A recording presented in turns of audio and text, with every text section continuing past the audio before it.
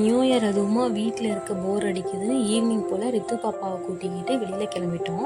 எங்கே போகலான்னு பிளான் பண்ணதில் மூவிக்கு போகலான்னு டிசைட் பண்ணோம். டைம் 5:50 தானே ஆகுது. ஏதாவது ஹோட்டல் போயிட்டு சாப்பிட்டுட்டு மூவிக்கு போகலான்னு தேட்டருக்கு ஆப்போசிட்டில் இருந்த ஹோட்டலுக்கு போனோம்.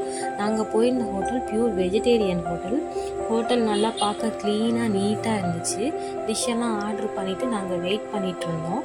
என்னென்ன டிஷ்லாம் ஆர்டர் பண்ணோன்னா gobi fried rice, veg noodles, gobi 65.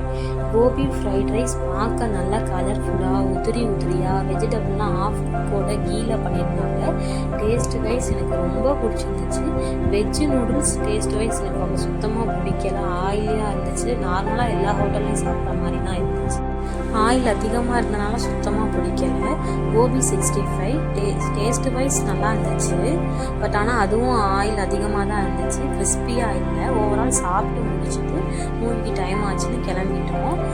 Theatre போய் பார்க்கிங்லாம் முடிச்சுட்டு டிக்கெட்லாம் எடுத்துகிட்டு வெயிட் பண்ணிகிட்டு இருந்தோம்.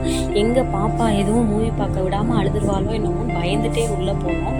அதே மாதிரி உள்ளே என்ட்ரன்ஸ் விசில் சவுண்ட் கேட்கும். அழுக ஆரம்பிச்சிட்டு ஒரு வழியாக சமாளிச்சுட்டு மூவி பார்க்க ஆரம்பிச்சிட்டோம். நாங்கள் பார்க்க போன மூவி சலார் மூவி சூப்பராக இருந்துச்சு. கேஜிஎஃப் மாதிரியே இருந்துச்சு. இன்ட்ரோல் வந்துச்சு. இன்ட்ரோல் போது ஐஸ்கிரீமு, பப்ஸு, தேட்ரு போயிட்டு பாப்கார்ன் இல்லைன்னா எப்படி பாப்கார்ன் எல்லாம் வாங்கி சாப்பிட்டு செம்மையாக அந்த டேயை என்ஜாய் பண்ணுவோம். நீங்கள் நியூ இயர் அப்போ எங்கெல்லாம் போனீங்க, எப்படிலாம் என்ஜாய் பண்ணுங்கள் கமெண்ட் பாக்ஸில் கமெண்ட் பண்ணுங்கள். அதோட படம் முடிச்சு வீட்டுக்கு கிளம்பிட்டோம். ஓகே, பாய்.